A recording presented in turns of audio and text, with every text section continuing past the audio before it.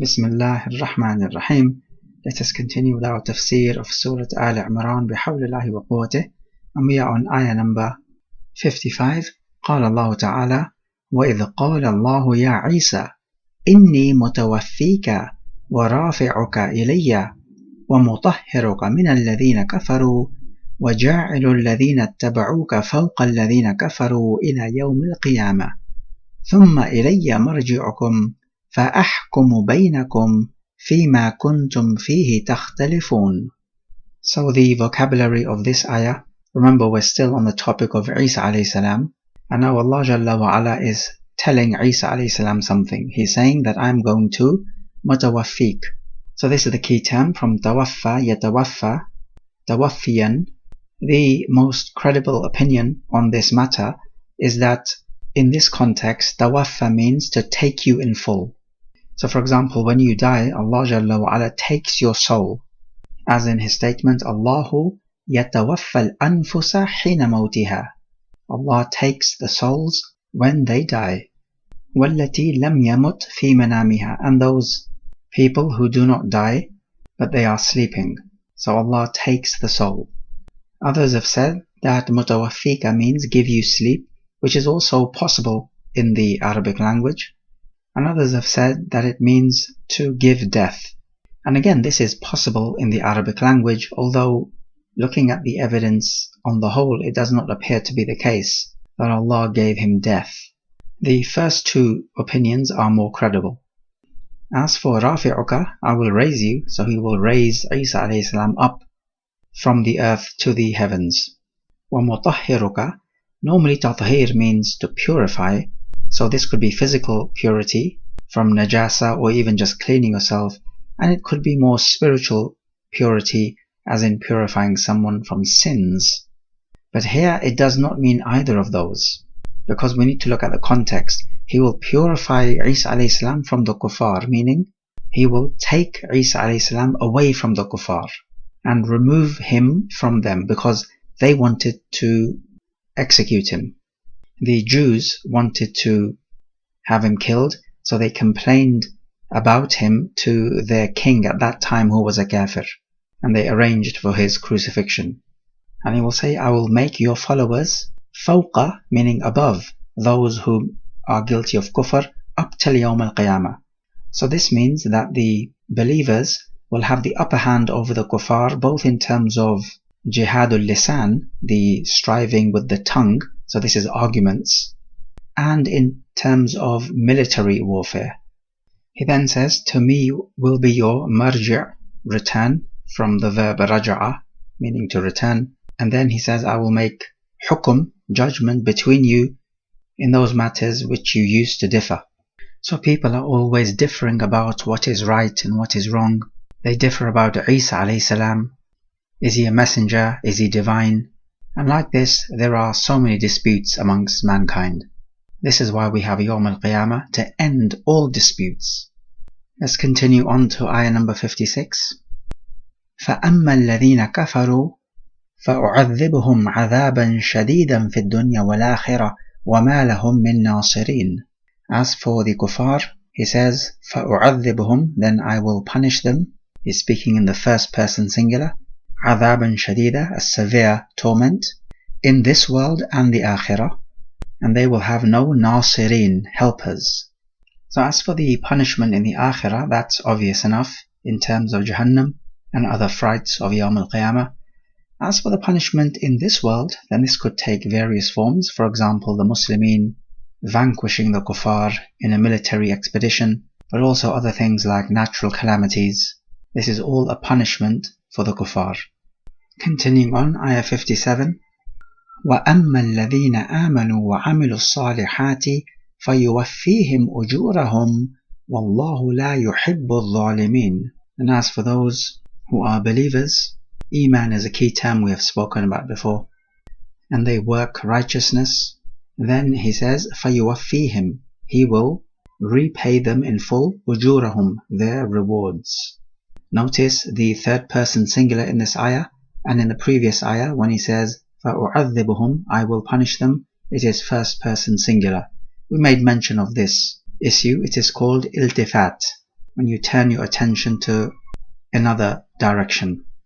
And the reason why we have iltifat in the Quran is to keep the speech fresh and to avoid monotony. And he says that Allah does not love the zalimeen.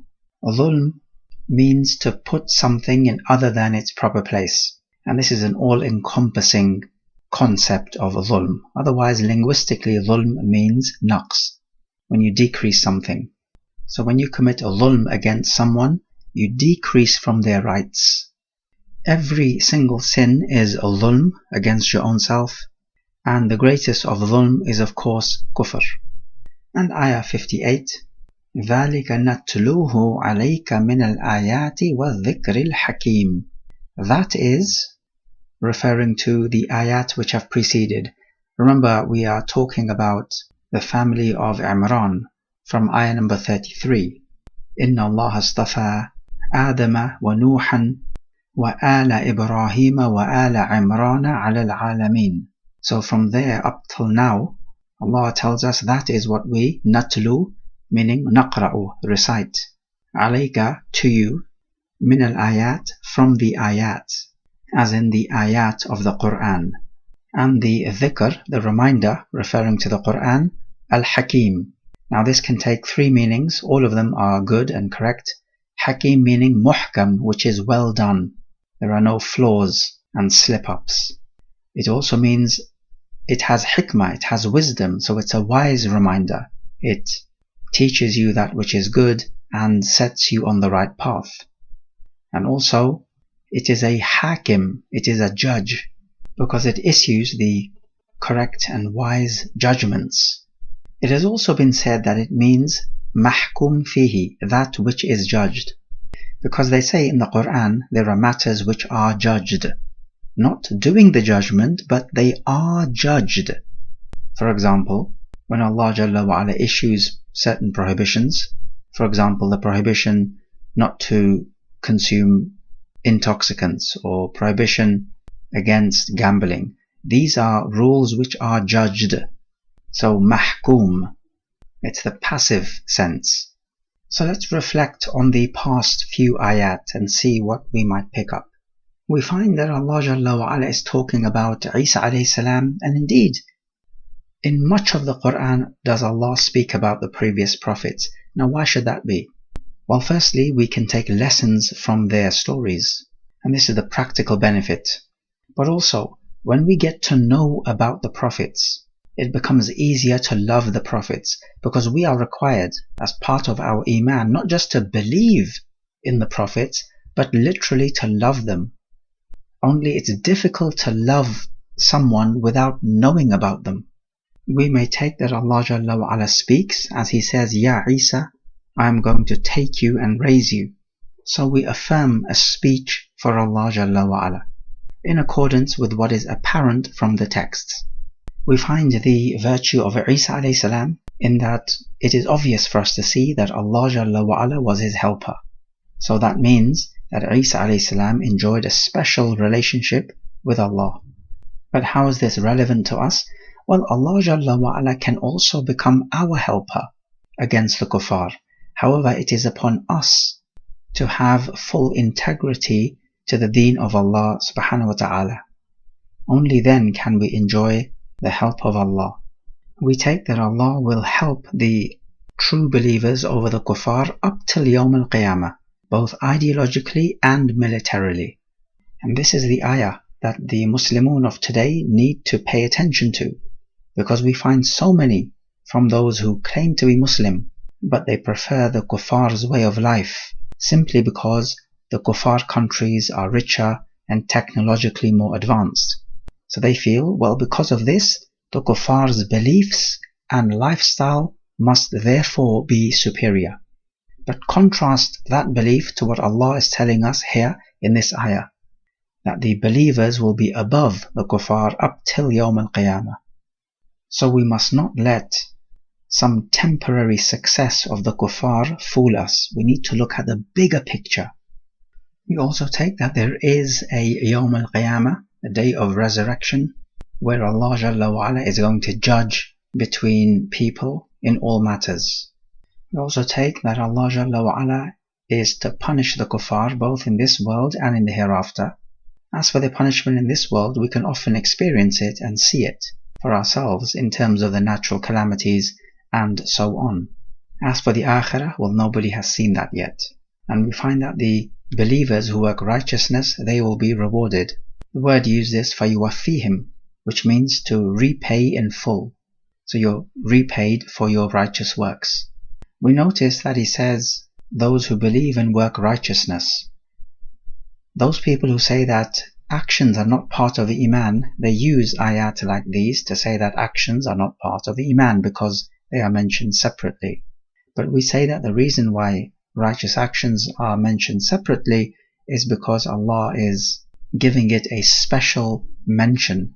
Otherwise, righteous actions are part of Iman, and we have much evidence to show this. So we say that your actions are part of your Iman, and that your Iman increases with increasing righteous actions and decreases with decreasing righteous actions. We also find that the kuffar will have no helpers, and this is interesting because nowadays we find the kuffar forming alliances with each other so that they may help each other. So definitely the kuffar have helpers in this world due to their alliances, but this will not be the case on Yawm al-Qiyamah. We also take a vital lesson how Allah Jalla wa Ala is balanced. He talks about punishing the kuffar, then he talks about rewarding the believers. And like this does the Quran maintain balance. Only talking about punishment would put people in despair, and only talking about reward would give people a false sense of confidence. So rather you need both, just like a bird needs 2 wings to fly. One is not enough. We also find that the Quran can be described as ayat, which means signs, and literally the Quran is a collection of ayat. These are ayat shar'iyah, as we have mentioned before.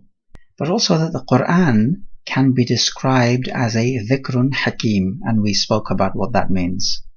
So we learn that the Quran is a dhikr, it is a reminder to set you on the right track and to get you closer to Allah Jalla wa Ala. Also, when we find that Allah says that He does not love the wrongdoers, the zalimeen, we may take the converse of that, which is He does love the just people. And so therefore love is from the attributes of Allah Jalla wa Ala. And this is to be affirmed to Allah in a way which suits His divine essence. هذا والله أعلم.